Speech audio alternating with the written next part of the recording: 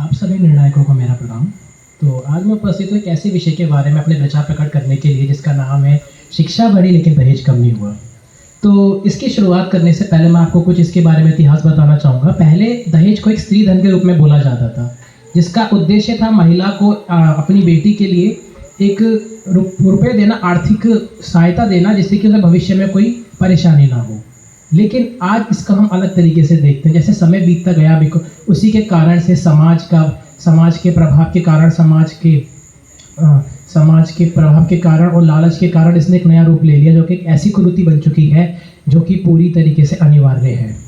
इस दहेज ने ना जाने कितने लोगों के घर उजाड़ दिए, ना जाने कितने लोगों की बेटियां खा गई और ना जाने कितने लोगों को कर्ज के जाल में घेर दिया।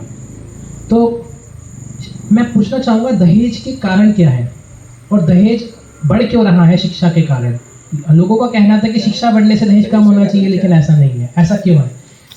दहेज इसलिए बढ़ रहा है क्योंकि आज के समय में शिक्षा नहीं है, बस एक डिग्री का एक कार्ड बन चुका है।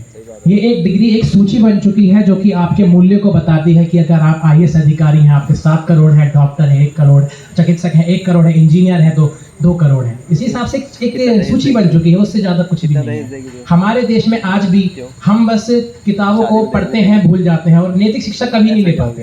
पहले के समय में मैं दिल्ली के सरकारी विद्यालय से आता हूँ, वहाँ पे किताब थी नैतिक शिक्षा, जिसमें हमने बहुत सी चीज़ सीखी। तो मेन कारण यही है कि आज बस शिक्षा बस ऊपर से रह गई है, ज़्यादा ध्यान नहीं देते। दूसरी है पितृवत्ता समाज।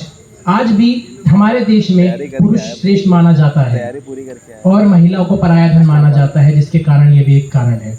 तीसरी चीज़ क्या है? तीसरी चीज़ है कि महिलाओं को हमेशा पराया धन इसलिए माना जाता है क्योंकि वो हमेशा महिलाओं को बोझ की तरह मानते हैं। हमारा समाज वो ये मानते हैं कि ये महिला इसकी ये बस की नहीं है, ये नहीं कर पाएगी। तो ये सब ऐसे कारण हैं। और इसके क्या दिया है हमारे भारत में? इसने हमारे भारत में ये दिया है कि भ्रूण हत्या इतनी ज़्यादा बढ़ रही है, महिलाओं के कारण घरेलू हिंसा बढ़ रही है, महिलाओं में काफ़ी ज़्यादा उनकी स्वतंत्रता, उनकी शिक्षा सब छीननी जा रही है। और बहुत सारे ऐसे गरीब परिवार हैं जो कि कर्ज के जाल में फंस चुके हैं और ना जाने कितने परिवार तबाह हो चुके हैं। बहुत सारे हम नकली चीज़ें भी सुनते हैं, लेकिन आज भी दहेज का प्रभाव काफ़ी ज़्यादा है। हम केरल में देखते हैं, केरल में भी दहेज काफ़ी ज़्यादा सामान्य हो चुका है, लेकिन वो इतना ऊपर से नहीं दिख पाता। आज भी शादियों में दहेज को आदान प्रदान किया जाता है सोने चांदी के रूप में और कुछ आर्थिक रूप में।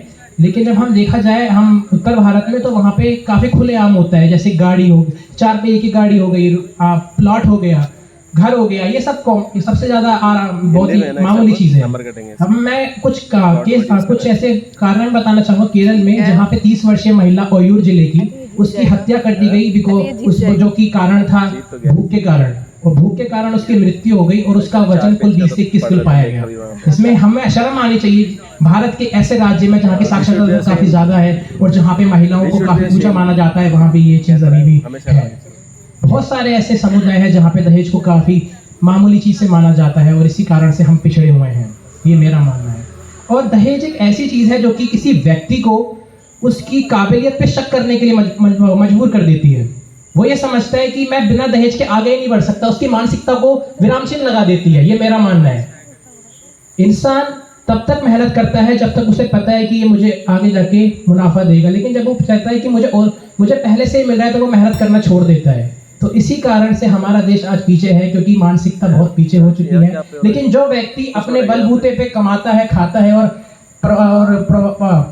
देता है, वो एक उदाहरण पेश करता है। हमारे देश में सकारात्मक उदाहरण देता है कि हमें खुद मेहनत करके देश की सेवा करनी चाहिए। लेकिन आज भी हम जानते हैं कि कैसे कानूनी डर अभी भी कम है सामाजिक डर के कारण। लोग देखते हैं कि समाज में अगर इसने दहेज नहीं लिया, इसी में कोई कमी होगी।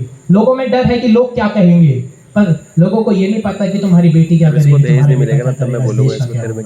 तो मैं ये बोलना चाहूँगा कि एक माइकल जैक्सन ने एक बात की थी, अगर आप दुनिया बदलना चाहते हैं तो उसकी शुरुआत आप सबसे पहले खुद से करें। जो आप शीशे में देखते हैं।